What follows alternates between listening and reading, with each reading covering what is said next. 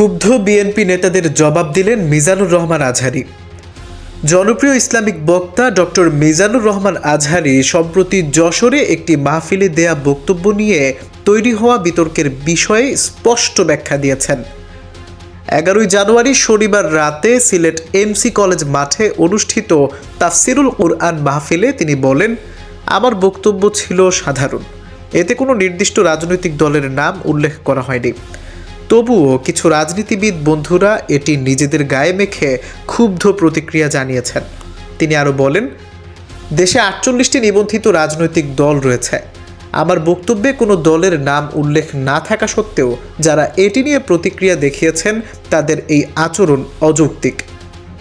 আমরা কোনো দলের পক্ষে বা বিপক্ষে কথা বলি না, আমরা ইসলামের পক্ষে কথা বলি, তাই অপ্রাসঙ্গিকভাবে বিষয়টিকে বিতর্কিত করা উচিত নয়। ডক্টর আজহারী বলেন, আমরা চাই না দেশে চাঁদাবাজি, দখলবাজি, দুর্নীতি কিংবা টেন্ডারবাজি চলতে থাকুক।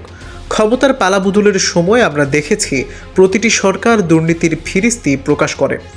এসব বদভ্যাস আমাদের রাজনীতির শেকড়ে গেড়ে বসেছে।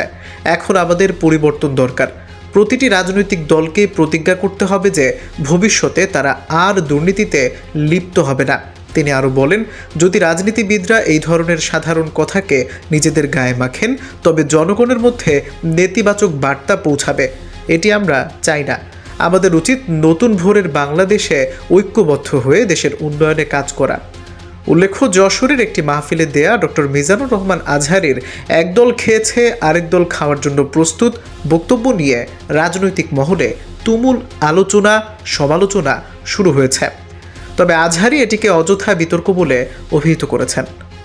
আল মাহমুদ, সুদিন সংবাদ, ঢাকা।